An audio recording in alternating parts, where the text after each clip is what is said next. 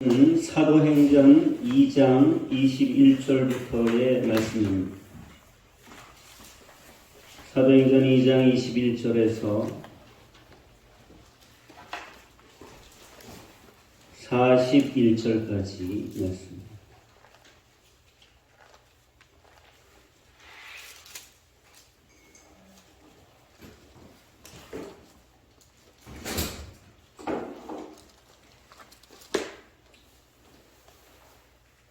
하나님의 자녀에게 하나님의 말씀은 생명과 다름이 없습니다.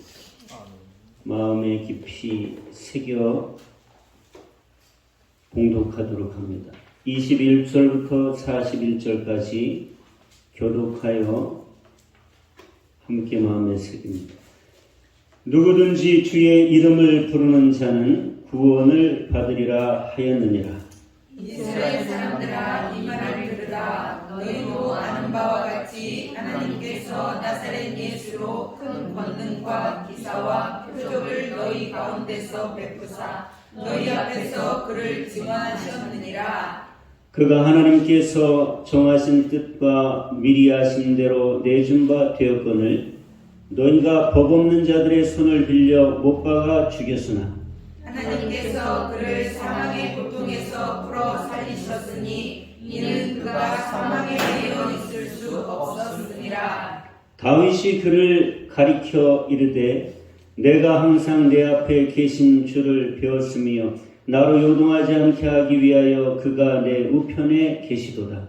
그러므로 내 마음이 기뻐하였고 내 혀도 즐거워하였으며 육체도 희망에 거하리니 이는 내 영혼을 음부에 버리지 아니하시며 주의 거룩한 자로 썩음을 당하지 않게 하실 것임이로다. 주께서 생명의 길을 내게 보이셨으니 주 앞에서 내게 기쁨이 충만하게 하시리로다 하였으므로 형제들아, 내가 조상 다윗에 대하여 담대히 말할 수 있노니 다윗이 죽어 장사되어 그 묘가 오늘까지 우리 중에 있도다. 그는 선지자라. 하나님이 이미 맹세하사 그 자손 중에서 한 사람을 그 위에 앉게 하리라 하심을 알고 미리 본고로 그리스도의 부활을 말하되 그가 음부에 버림이 되지 않고 그의 육신이 썩음을 당하지 아니하시리라 하더니 이 예수를 하나님이 살리신지라. 우리가 다 이 일의 증인이로다. 하나님이 오른손으로 예수를 높이시며 그가 약속하신 성령을 아버지께 받아서 너희가 보고 듣는 이것을 부어 주셨느니라. 다윗은 하늘에 올라가지 못하였으나 친히 말하여 이르되 주께서 내 주에게 말씀하시기를 내가 내 원수로 내 발등상이 되게 하기까지 너는 내 우편에 앉아있으라 하셨도다 하였으니 그런즉 이스라엘 온 집은 확실히 알지니 너희가 십자가에 못 박은 이 예수를 하나님이 주와 그리스도가 되게 하셨느니라 하니라. 그들이 이 말을 듣고 마음에 찔려 베드로와 다른 사도들에게 물어 이르되 형제들아 우리가 어찌할꼬 하거늘 베드로가 이르되 너희가 회개하여 각각 예수 그리스도의 이름으로 세례를 받고 죄 사함을 받으라. 그리하면 성령의 선물을 받으리니 이 약속은 너희와 너희 자녀와 모든 먼데 사람 곧 주 우리 하나님이 얼마든지 부르시는 자들에게 하신 것이라 하고 또 여러 말로 확증하며 권하여 이르되 너희가 이 패역한 세대에서 구원을 받으라 하니 함께요. 그 말을 받은 사람들은 세례를 받음에 이날의 신도의 수가 3,000이나 더하더라. 아멘. 오늘 저는 이 말씀을 중심으로 믿음으로 세상을 흔드는 교회라는 제목으로 여러분과 함께 하나님의 말씀을 나누겠습니다. 우리가 오늘 읽은 말씀 첫 절인 21절에는 누구든지 주의 이름을 부르는 자는 구원을 받으리라 라고 말씀을 하십니다. 우리는 우리 주변에 나와 관계 있는 모든 사람들이 누구든지 주의 이름을 불러서 구원을 받게 해야 합니다. 아멘. 사람들이 구원받기 위하여 주의 이름을 부르게 해야 됩니다. 아멘. 예수 믿는 사람들은 입술에 주여자가 붙어서 살죠, 그죠? 힘들어도 주여, 슬퍼도 주여, 기뻐도 주여, 놀래도 주여, 주여, 주여가 붙어 사는데, 예수 안 믿는 사람들은 깜짝 놀라면 엄마 그러죠, 엄마. 엄마가 입에 붙어 살죠. 요즘 아이들은 엄마도 잘 안 부르는 것 같아요. 예전에는 다 엄마, 엄마 이렇게 깜짝 놀래드렸는데 요즘에는 그렇게 안 합니다, 애들이. 아이들 이름을 부르나? 어쨌든 우리는 사람들이 우리와 같이 세상을 살다가 정처 없이 어려움을 느끼고 자기 인생에 방황이 되고 절망이 오고 갈등이 오고 궁핍이 오고 그럴 때 반드시 주의 이름을 절실하게 부를 수 있도록 해야만 합니다. 이 세상에 우리를 인생의 모든 고난으로부터 죄와 허물로부터 죽음으로부터 구원하실 수 있는 분은 예수 그리스도 우리 주님밖에 안 계십니다. 그래서 그 이름을 불러야만 구원을 받습니다. 우리는 반드시 사람들이 예수 그리스도 우리 주님의 이름을 그 입술에서 부르도록 해야만 합니다. 그렇게 하기 위하여 우리가 부름을 받은 것이고 우리가 먼저 그 은혜를 누리고 살고 있는 것입니다. 그럼 어떻게 하면 사람들이 주의 이름을 부르게 할까? 가장 중요한 첫 번째는 우리의 믿음이 세상을 흔들어야 합니다.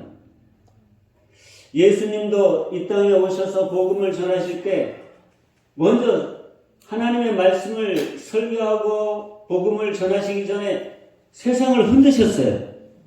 오늘 읽은 말씀 22절에 보면 이렇게 되어 있습니다. 이스라엘 사람들아 이 말을 들으라. 너희도 아는 바와 같이 하나님께서 나사렛 예수로 큰 권능과 기사와 표적을 너희 가운데서 베푸사. 예수님은 오셔서 세상을 어떻게 흔드셨느냐? 병자들을 고치셨어요. 약한 사람들을 온전하게 하셨습니다. 귀신을 내쫓으셨고 기적을 베푸셨어요. 물고기 2마리와 보리떡 5개로 사람 5,000명을 먹이시고 무리를 걸으시고 죽은 자도 살리시고 소경을 눈뜨게 하시고 그렇게 해야 사람들의 마음이 흔들리는 겁니다.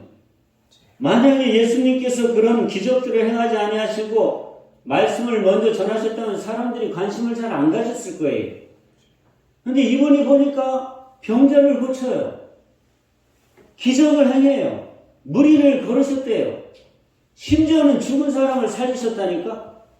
마음이 흔들리기 시작하는 거예요. 아, 저분이 누구지? 이런 일이 어떻게 일어나나? 저분은 어떤 분인가? 저분은 무슨 말씀을 하시는지 들어봐야 되겠다 하는 마음으로 이 마음이 흔들리는 겁니다. 그렇게 해서 사람들 앞에서 자기를 증언하셨다고 22절이 말씀하시잖아요. 분명히 기록되어 있습니다. 큰 권능과 기사와 표적을 너희 가운데서 베푸시고 너희 앞에서 그 자신을 증언하셨느냐. 증언하셨느냐. 예수님만 그러신 것이 아니라 예수님께서 부활 승천하시고 제자들만 남았는데 제자들도 어느 날 모여서 기도를 하는데 자기 입에서 자기도 알지 못하는 외국어가 막 터져 나오는 거예요. 이 처음에 성령께서 임하실 때 이 방언은 영적인 방언이 아니라 진짜 외국어를 한 거예요. 그때 명절이기 때문에 세계 각국에 흩어져 살던 유태인들이 다 예루살렘에 모였는데 이상한 소리가 막 와글와글 들려서 사람들이 모여보니까 자기들이 살고 있는 그 나라 말을 예수님의 제자들이 다 하는 거예요. 외국어 배우기 힘들죠? 성령 받고 방언 받으세요. 아멘. 영어 방언 받으면 영어를 할 수 있는 거야. 독일어 방언을 받으면 독일어를 할 수 있는 거고. 아멘. 하나님께 구해보세요. 나는 방언으로 알지 못하는 나라의 사람들에게 복음 전하고 싶으니 그 언어를 주십시오. 그럼 하나님께서 우리들에게 제자들처럼 주실 수 있습니다. 아멘. 사람들이 놀란 거예요. 이 사람들은 전부 다 갈릴리 촌동네 어촌에 살던 사람들인데 어디서 어학을 배운 적도 없을 텐데 어떻게 내가 태어나서 자라는 그 나라의 말을 하는데 각각 똑같은 언어라는 게 아니라 이 제자는 어느 나라 말을, 이 제자는 어느 나라 말을 각각 우리가 자라서 살던 나라 말을 하냐? 그러니까 마음이 흔들리는 거예요. 도대체 이게 어떤 일이지? 웬일이지? 무슨 일이지? 그래서 마음이 흔들릴 때에 베드로가 일어나서 하나님의 말씀, 지금 오늘 우리가 읽은 설교를 할 때에 사람들이 마음에 듣고 마음에 찔림을 받아서 형제들아 우리가 어찌할꼬 이렇게 했다는 거죠. 할렐루야. 네. 오늘 읽은 말씀 40절에 보면 베드로가 결론적으로 사람들에게 이렇게 말합니다. 여러 말로 확증하여 권하며 이르되 너희가 이 패역한 세대에서 반드시 구원을 받아라. 이 패역한 세대에서 구원을 받아야 된다. 이것이 너희에게 가장 중요한 일이다. 이렇게 이야기를 하는데 이 패역하다는 말은 아주 악한 세대라는 뜻입니다. 아주 악한 세대라는 뜻이에요. 이 시대가 이렇게 악하지만 너희는 구원을 받아야 된다. 악하다는 것은 첫째는 하나님으로부터 떠나 있다는 뜻이에요. 하나님을 배신하고 하나님을 거역하고 또 두 번째는 하나님을 거역하고 나서 자기 혼자 사는 것이 아니라 사단, 마귀, 악한 영이 마음에 꽉 차서 사단의 종노릇을 하고 살고 있다는 거예요. 여러분, 사람의 마음은 집입니다. 우리는 성령께서 거하시는 성전이라고 성경에 기록되어 있어요. 하나님의 영이신 성령께서 우리 안에 들어와 계신 겁니다.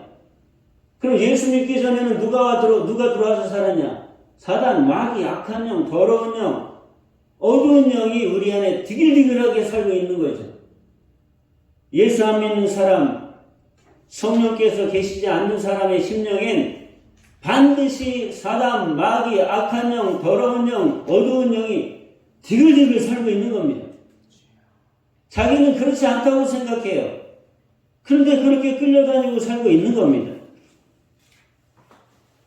디모데전서 4장 2절에 보면 예수 믿기 전에 사람들의 양심으로 화인을 맞았다 그래요.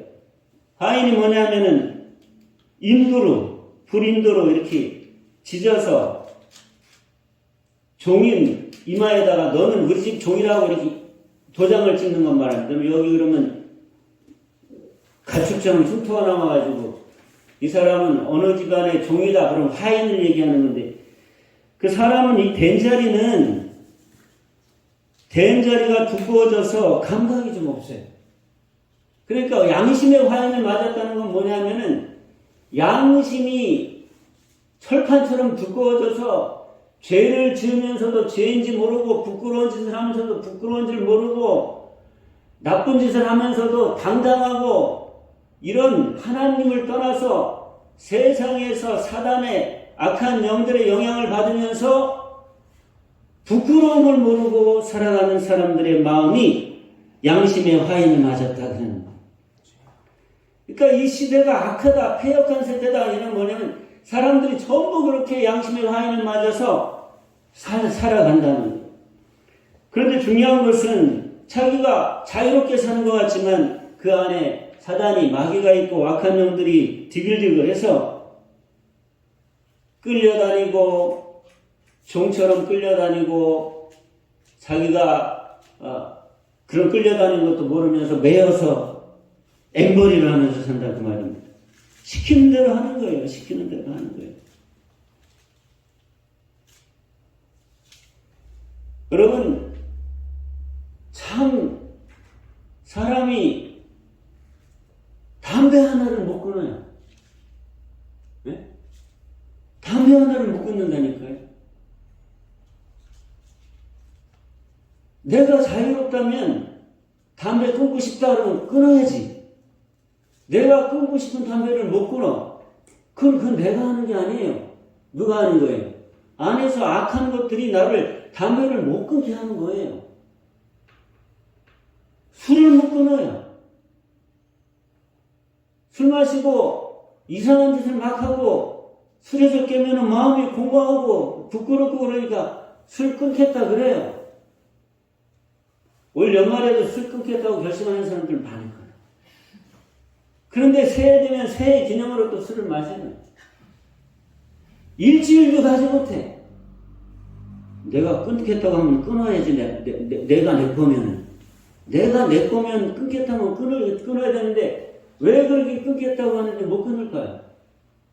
내가 내 주인이 아니야. 내 속에 악한 영이 있어. 나를 끌고 다니는 거예요. 종처럼 끌고 다니면서 앵벌이하는 애들처럼 막 부려먹는 겁니다. 그리고 음란한 동영상이 뭔지 그거 보는 데서 헤어나오지를 못해. 마음으로는 그거 안 보고 싶어. 그런데 거기서 헤어나오지를 못해요. 가끔가다 뉴스에 그런 사람들 나오죠. 카메라 가지고 여자 화장실 가가지고서 사진 찍는 사람. 그 사람들 보면은 나중에 신고를 하게 되면 다 멀쩡한 사람들이에요. 대학생, 교수, 공무원, 이런 사람들이 그런 짓을 해요. 멀쩡한 사람들. 왜 그럴까요? 안전이 매여서는. 그래서 이 사람들이 누구의 종이 아니면 하나님께로 쉽게 돌아올 수도 있는데 사단에 매여 마귀에 매여 악한 영, 더러운 영, 어두운 영에 매여서 양심에 화인이 맞은 것처럼 아주 그 의식이 단단해져 있기 때문에 정상적으로 쉬운 방법으로는 이게 충격을 받지 않아요. 그래서 이 사람들이 주의 이름을 부르도록 우리가 만들려면은 우리의 믿음으로 세상에 살고 있는 그들의 견고한 의식을 기반을 흔들어야 돼요. 그래서 예수님도 처음에 오셔서 병자들을 고치신 거예요. 그래야 사람들의 마음이 흔들리니까 야, 어떻게 사람이 죽을 병에서 낫지? 어떻게 눈먼 소경이 손을 대고 기도하니까 눈을 뜨지? 기적이 일어나고 처음 보는 일이 있고 그러니까 사람들 마음이 흔들려서 예수님께로 오는 겁니다. 그래서 마음이 흔들려서 그 틈이 생겨야 하나님의 말씀이나 복음을 전할 때 그 말씀이 틈을 타고 들어가는 거예요. 오늘 본문의 말씀도 제자들이 방언을 말하니까 사람들이 너무 신기해서 와가지고 보다가 베드로가 말씀을 전하니까 그 틈이 생겨서 그 틈으로 하나님의 살아있는 말씀이 성령에서 팍 찔러 넣으니까 뭐라고 얘기하는 2장 37절에 보면 그들이 이 말을 듣고 마음이 찔리는 거예요. 흔들어 놓지 않으면 틈이 없어서 아무리 복음 전하고 말씀 전해도 안 들어요. 이건 남의 얘기야. 그리고 좋은 얘기하면 나보다 더 자기가 지식이 많은 것처럼 경험이 많은 것처럼 얘기하다 보면 이건 전도하려고 얘기하다 논쟁이 되버려요. 왜 그럴까요? 마음이 안 흔들려서. 마음의 틈이 안 만들어졌어요.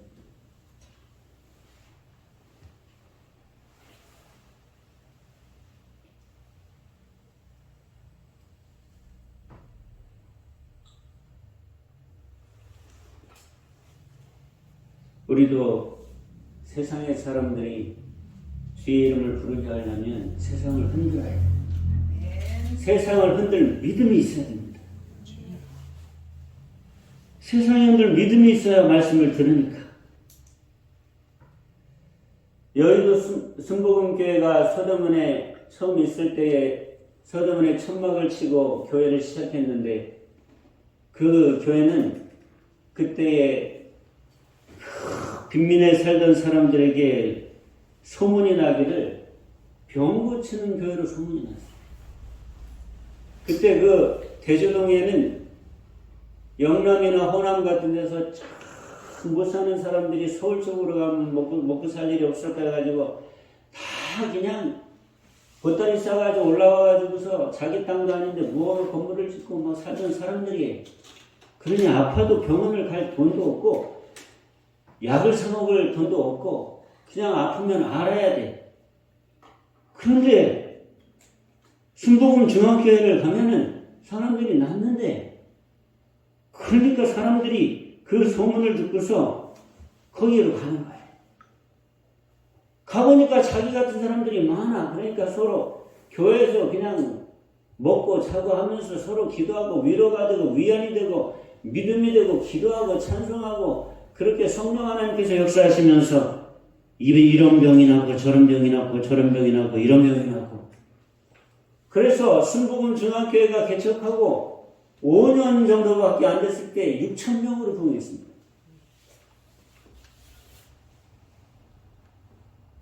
순복음 중앙교회의 믿음이 사람들을 흔들어대는 거예요. 막 흔들어대니까 마음에 틈이 생기고 금이 가면서 다 모여가지고서 하나님 말씀 들을 때에 마음이 막 찔리는 거예요. 그러면서 복음이 마음으로 들어가고 말씀이 마음이 들어가고 병이 낫고 하나님의 자녀가 되고 사람이 새로워지고 변하고 이러는 겁니다. 여러분, 우리 교회도 세상을 흔드는 믿음이 있어요. 아멘.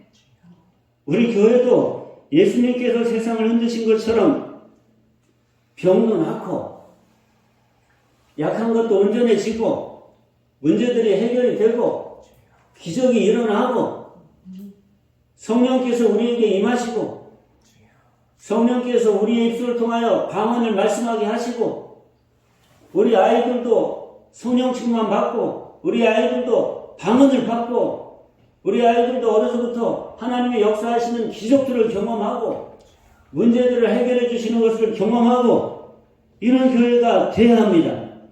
그래야 우리 교회가 세상을 흔들 수 있고 사람들이 우리의 하나님께서 역사하시는 모습을 보고 마음의 틈이 생깁니다.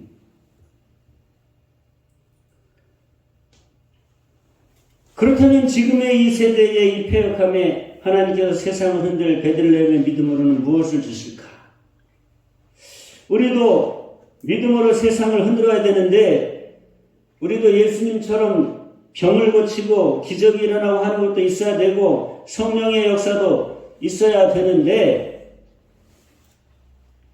이런 역사도 분명히 있어야 되긴 하지만 우리가 또 하나 구해야 될 세상을 흔들 믿음의 무기가 하나 있는데 그것이 뭐냐면 사람이 변하는 것.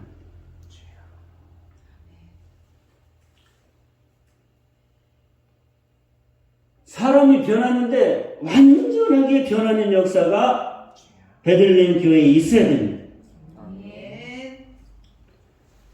베들레헴 교회에 오면 거듭나서 정말 자기의 옛사람이 완전히 내가 싫어서 버리고 싶었던 술 마시고 담배 피고 나쁜 짓 하고 더러운 짓 하던 내 마음에 들지 않던 올바르게 되고 싶어도 되지 않고 멋있게 살고 싶어도 살지 못하던 나의 이 죄와 허물과 그리고 내 힘으로 안 되는 내가 완전히 죽어버리고 하나님께서 나를 거듭나게 하심으로 예수 그리스도의 생명이 내 안에 들어와서 영생이 되고 예수님의 성품이 내 안에 들어와서 나의 성격과 성품이 돼서 내 성격과 성품이 변하고 말과 행동이 변하고 내 생각과 가치관이 변하고 생활과 삶이 변해야 됩니다. 그것이 세상 사람들을 흔들 수 있는 믿음의 최고의 무기입니다. 그래서 예수님의 성품만 들어오는 것이 아니라 예수님의 능력이 들어와서 내가 전에는 지진인 세상에서 사람들한테 손가락질 당하며 맨날 다른 사람 밑에서 벌벌 기고 눌리고 직장에 가면은 직장에서 눌리고 학교 가면 다른 친구들한테 눌리고 이렇게 살던 우리의 지질한 삶이 예수 그리스도의 능력으로 완전히 변화돼서 일도 길이 열리고 사람들과의 관계 속에서 리더십을 갖추고 이끌고 강하고 담대해지고 하나님께서 또 가난하던 우리에게 축복을 주셔서 풍성한 하나님의 축복을 받고 하나님께서 저 아래 있던 우리를 머리 위로 올려 앉히시는 경험들을 하면서 팔자가 고쳐지고 운명이 바뀌고 이런 변화되는 모습들이 우리 안에 있어야 합니다. 그런데 그것이 절대 불가능한 게 아니라 예수 안에 들어오면 자연히 그렇게 되는 거예요. 거듭나면 자연히 그렇게 되는 거예요. 옛사람이 십자가에서 예수님이 죽여버리십니다. 예수님의 생명을 내 안에 주시고 새 생명, 새 사람이 되게 하시는데 예수님 것을 고스란히 우리 안에 담아주시는 거예요. 우리는 질그릇인데 보배의 예수님이 내 안에 오시는 겁니다. 안 변할 수가 없어요. 안 변하면 그게 더 이상한 거예요. 하나님께서 베들레헴 교회 안에서 베들레헴 성도들은 그렇게 바꾸실 겁니다. 아니 바꾸셨습니다. 이제 경험하면 되는 거예요.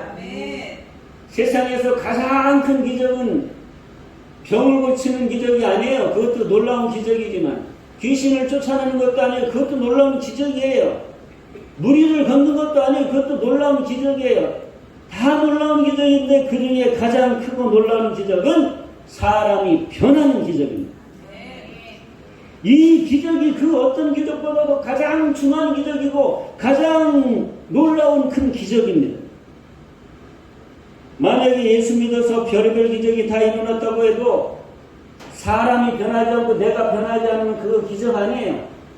병이 고쳐지고 귀신이 쫓겨나가고 가난했던 사람이 부해지고 문제가 해결되고 술이 끊어지고 담배가 끊어지고 나쁜 시 끊어지고 이렇게 이런 역사가 나타나지 않으면 여러분 기적이 나타나도 사람이 변하지 않으면 아무 소용없어요. 이런 기적이 일어나야만 합니다. 여러분 기적이 일어나는데 사람이 안 변한다. 그럼 그건 하나님의 기적이 아니에요. 마귀와 사단도 기적을 행해요. 왜? 얼고매서 유혹해서 낚시질 해가지고 끌고 다니면서 앵벌이 시켜야 되니까. 여러분 제대로 귀신을 역사를 갖고 하는 그런 무당들도 기적이 일어나게 해요. 미래를 봐요.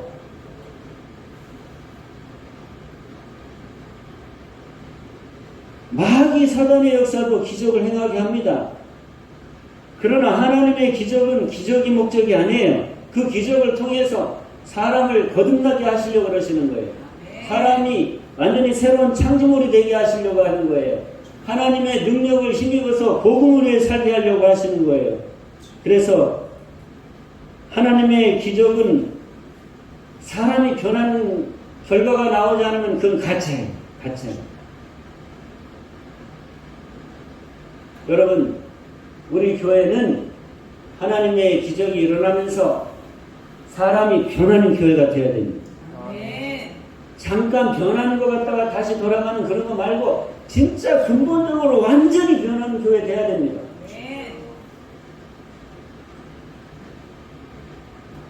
그것이 정상적인 하나님의 역사입니다. 여러분 베들레헴 교회는 그런 하나님의 기적이 임하는 교회가 되게 하실 겁니다. 우리 교회는 여러분들에게 주님께서 이미 주님의 성품을 담아주셨어요. 믿으세요. 사람 안 변한다. 그러면 예수님 바깥에서는 맞아요. 100% 안 변합니다.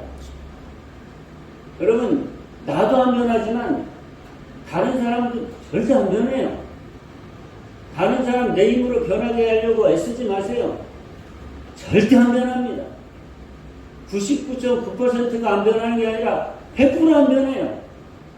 싸우고 야단치고 잔소리하고 암만 그래도 내 뱃속에서는 나온 애도 안 변합니다. 절대 안 변합니다. 예수 바깥에서는 안 변합니다. 성령님 밖에서는 안 변합니다. 그런데 성령 안에서 예수님이 그 안에 들어가셔서 그에게 예수님의 성품을 주시면 100% 변합니다.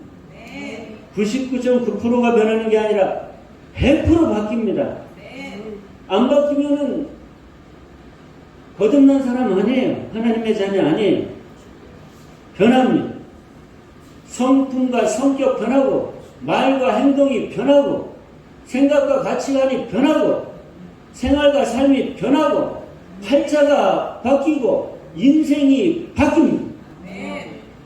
예수님의 성품이 내게 들어오고 예수님의 능력이 내게 들어오고 예수님의 지혜가 내게 들어오고 예수님의 신분이 나에게 들어오기 때문에 그렇게 안 될 수가 없다는 것을 기억을 하셔야 됩니다.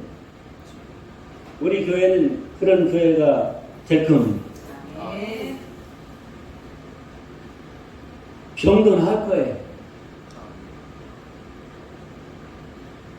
마음의 병이 있는 사람들도 다 온전해질 겁니다. 문제들도 해결될 거예요. 아이들도 우리 교회 오면 우리 교회 아이들 다 변할 겁니다. 우리 교회에 나오는 아이들 하나님 다 책임지십니다. 걱정하지 마세요.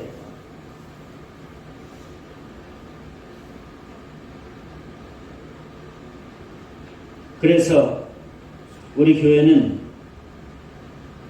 이런 사람이 변하는 기적으로 세상을 흔드는 믿음을 가진 교회가 되어야 됩니다. 베들레헴 교회 갔더니 저 인간이 변했대.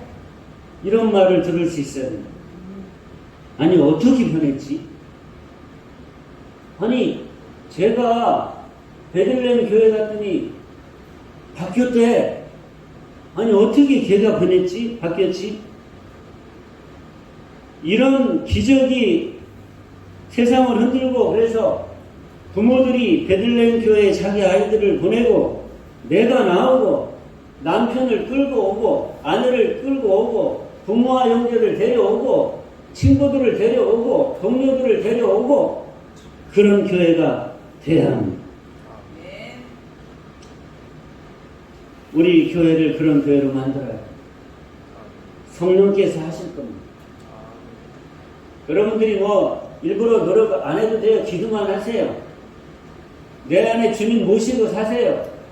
성령 안에서 살면 됩니다. 성령께서 다 하시니까. 그러면 그렇게 됩니다. 우리는 사람들을 베들레헴 교회로 오게 만들려고 미끼를 던지는 거 아니에요. 진짜 변하기 때문에 사람이 변하고 삶이 변하고 팔자가 바뀌고 인생이 변하기 때문에 사람들이 오는 교회가 될 겁니다. 아멘. 그런 교회가 될 겁니다. 아멘. 우리는 반드시 사람들이 주의 이름을 불러서 구원받게 되는 교회가 될 것입니다. 아멘. 그러니 여러분 그런 교회를 구합시다. 아멘. 하나님 그런 교회를 주십시오. 아멘. 나부터 받읍시다. 아멘. 나부터 예수님의 성품을 받고 우리에게 이미 그렇게 허락하셨으니까 예수님의 성품을 받았으니 선언하세요. 선포하세요. 여러분들 성경 말씀 한 군데만 한번 찾아보십시오. 잠언서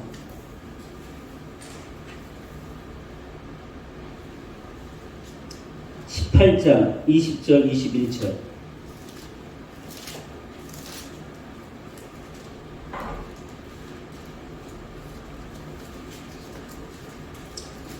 잠언 18장 20절 21절을 같이 큰 소리로 마음에 새기고 세상에 선포하는 그런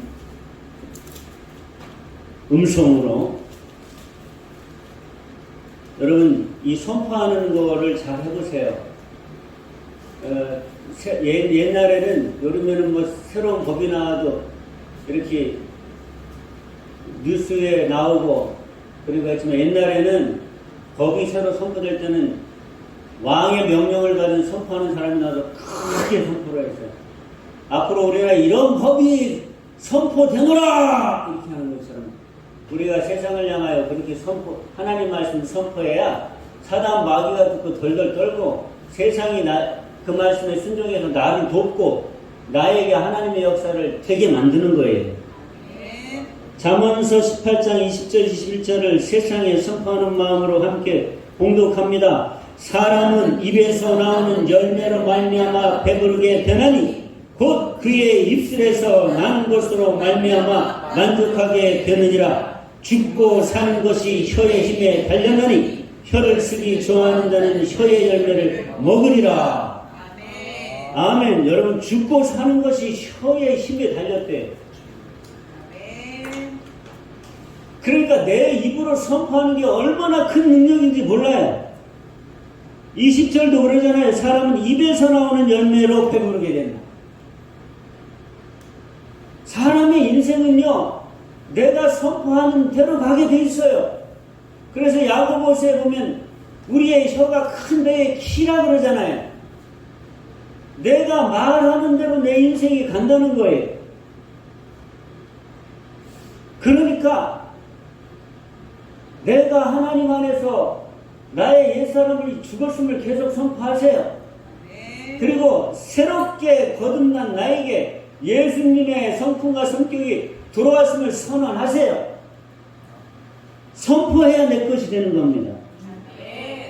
마음으로 믿어 의에 이르고 입으로 시인하여 구원에 이르느니라. 마음으로 믿어 의에 이르고 입으로 시인할 때 구원을 받는 거예요. 입으로 시인해야 하나님의 건 내 것이 되는 거예요. 하나님은 말을 되게 중요하게 여기세요. 왜? 하나님도 세상을 창조하실 때 말로 하실 겁니다. 그 말의 힘을 믿는 사람이 하나님의 자녀고 그 말의 힘을 믿고 하나님처럼 흉내내고 세상을 향하여 선포할 줄 알아야 하나님께서 그렇게 되게 해주시는 겁니다. 내 안에 예수님 성품이 있어요. 그걸 믿고 선포하는 거예요. 어떤 때 내가 받은 미운 성격이 나오면 그대로 두지 마세요. 난 왜 이렇게 살지? 나는 왜 이런 거야? 그러는 순간 나의 옛사람이 죽었는데 사단 마귀가 그거 봐! 너 아직 살아있잖아 옛사람이! 그러면서 우리를 다시 얽어매고 자기 마음대로 끌고 다니려 그러는 거예요. 거기에 속지 마시고 내 안에서 살다 보니까 어떻게 하다가 내 마음에 안 드는 성격이 훅 나왔을 때 이거 내 거 아닌데? 죽은 건데?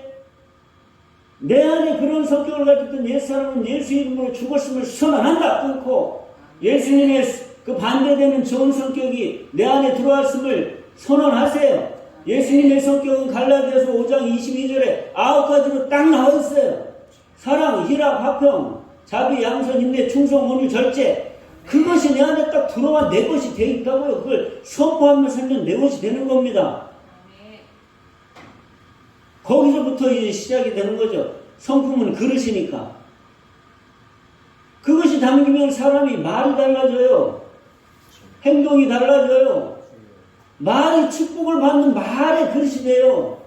행동하는 것이 예전엔 다 실패하고 잘못됐던 것들이 성공하고 잘 되는 쪽으로 행동이 달라진다고요. 그리고 생각이 달라져요. 가치관이 달라져요. 그러면서 인생이 바뀌어요. 삶이 바뀌어요.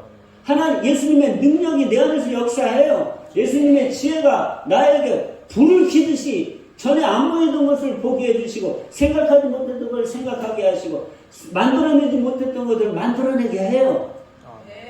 그것이 이미 우리 거예요. 왜 거듭났으니까. 우리는 이미 하나님의 새로운 창조물이에요. 이전 것은 지나갔대잖아요. 새 것이 되었다잖아요. 그럼 누려야 되는데 뭘로 누려요? 말로 선언하고 선포하라고 말해요.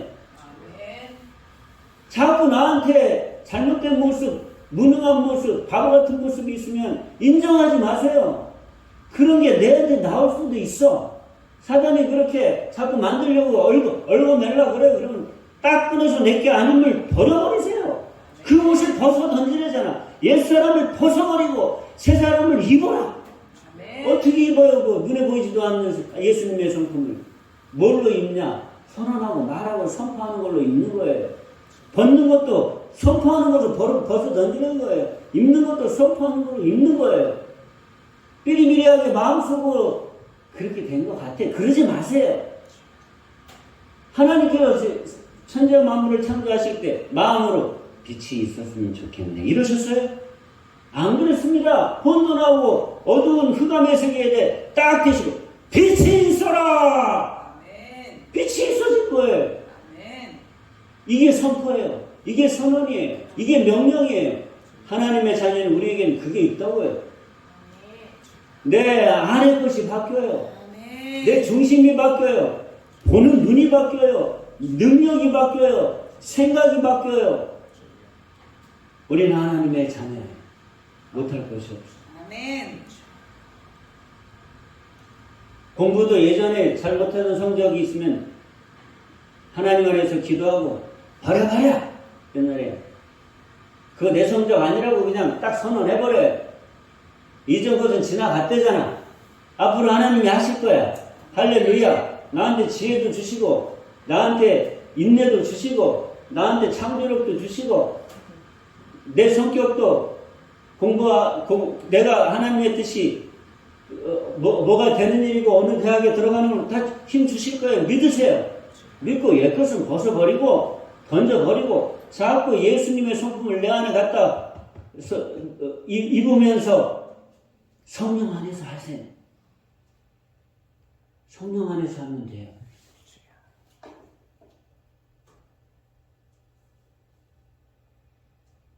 성령께서 우리와 같이 계세요. 나를 품고 가세요. 나를 품고 가세요, 성령께서. 안 될 일이 없어요. 아멘.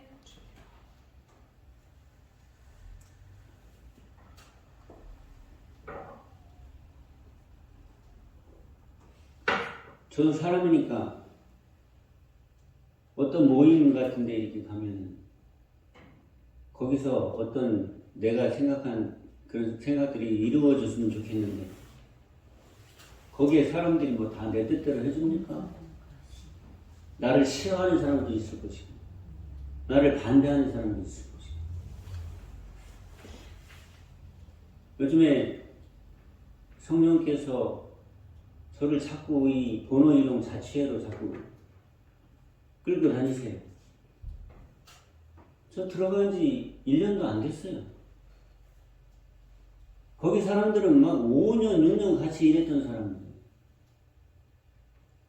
거기 갈 때 내 마음은 어떻겠어요? 막 자신감이 넘치겠어요? 아무리 동네 사람이라 그래도 그 오랜 동안 같이 하던 사람들한테 제가 가면서 저도 뭐 기본은 내성적이라서 그런 데 갈 때 마음이 이렇게 편하지 않아요. 근데 가기 전에도 아침에 그런 모임이 있으면 아침에 일어나서도 기도하고 또 가면서도 계속 가기 전에 또 기도하고 가면서도 저까지 걸어가면서 계속 기도합니다. 근데 그냥 기도 안 하고 반드시 방언으로 해요. 왜냐하면 내 기도가 아니라 성령님의 기도가 필요하거든. 성령님께서 나를 위해서 탄식하면서 내가 못하는 기도까지도 해주시는 게 필요하거든.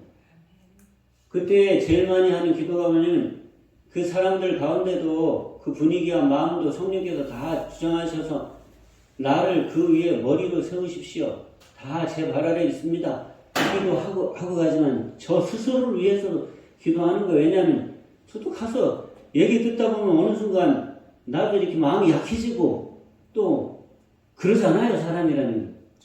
그러니까 가면서 내 안에 예수님의 성품을 막 이렇게 담아달 주기를 나를 위해서 방언으로 막 기도하면서 가요. 방언하면서. 그래서 가서 같이 얘기하다 보면은 내가 하는 게 아니야, 이 일은 진짜. 하나님께서 일하시는데 이게 내가 하는 일이 아니라니까요. 그래서 그런 경험을 하면서 마음도 편해지고 거기서 강하고 담대한 마음도 생기고 그 얘기하다 보면 사람들이 또 나를 인정하게 만드시고 뭐 그렇게 막 하셔요. 앞으로 그 번호 이동 주민자치회를 통해서 하나님이 어떤 일을 하실지 저는 모르겠어요. 저는 정말 이 마을이 행복해졌으면 좋겠어요. 그 가운데서 제가 일하는 것이 아니라 제 안에 성령께서 일해 주셨으면 좋겠어요. 아멘. 그리고 그 일을 통해서 더 큰 일인 7천의 영혼들을 구원하시는 일에 그런 일들을 성령께서 쓰실 길을 바라고 사모하고 간구합니다. 아멘. 근데 놀라운 것은 진짜로 내가 바뀌어요. 내 생각이 바뀌어요. 내 가치관이 바뀌어요. 인간관계가 바뀌어요. 내가 그렇게 하려고 하는데 막 성령께서 나를 중심으로 하나님의 일을 만들어가는 게 보여요. 경험돼요. 아멘. 얼마나 행복한 일이에요. 저만 그렇게 안 하실 거예요. 아멘. 우리 베들레헴 교회 오는 모든 성도들에게 하나님께서 그 복을 주실 겁니다. 아멘. 여러분 방언기도 많이 하세요. 아멘. 아직 방언 못 받았으면 방언기도 달라고 구하세요. 방언기도가 성령께서 나를 위해 대신 기도해 주시는 거예요. 내가 하는 게 아니에요.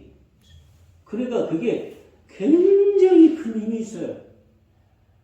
저는 요즘에 저녁에 7시부터 8시까지 1시간씩 기도할 때 찬송하고 말씀 전하고 하면 한 15분, 20분밖에 기도할 시간이 없긴 한데 그 기도할 때 우리 성도님들 한 분 한 분 현재는 10들밖에 되지 않으니까 뭐 그 바깥에 있는 성도들 우리 혈육의 가족들을 위해서 기도 따로 하지만 그때는 시간이 없으니까 12인 나 포함해서 12의 우리 가족들을 위해서 기도할 때 방언으로 기도하면 참 요즘에 신기한 건 뭐냐면 기도하는 대상이 달라질 때마다 방언이 다른 방언이 나와요. 참 신기해. 나를 위해 기도할 때 장로님, 강장로님 위해 기도할 때 박장로님 위해 기도할 때 전사님 위해 기도할 때, 권사님 위해 기도할 때, 최집사님, 추집사님 위해 각각 기도할 때, 그 다음에 우리 아이들도 선아, 안나, 한이, 수려, 수아 기도할 때, 그렇게 각각 그 대상이 바뀌면은 방언이, 다른 방언이 나와요. 저도 그게 좀 신기해요. 어떻게 그런 거예요.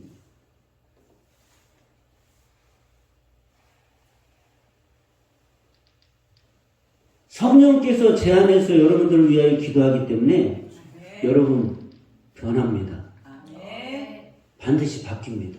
아멘. 성품이 바뀌고 말과 행동이 바뀌고 생각과 가치관이 바뀌고 삶과 생활이 바뀌고 인생이 바뀌고 팔자가 바뀌고 바뀝니다. 왜냐하면 제가 기도하는 게 아니라 제 안에서 성령께서 여러분들을 위해 기도하기 때문에 아멘. 우리 이 믿음의 무기로 세상을 흔들고 아멘. 나와 관계된 사람들을 이 놀라운 축복의 땅으로 하나님께서 이끌어 오시도록 구하고 우리도 받고 기도하고 전하고 하십시다. 아멘. 기도하시겠습니다.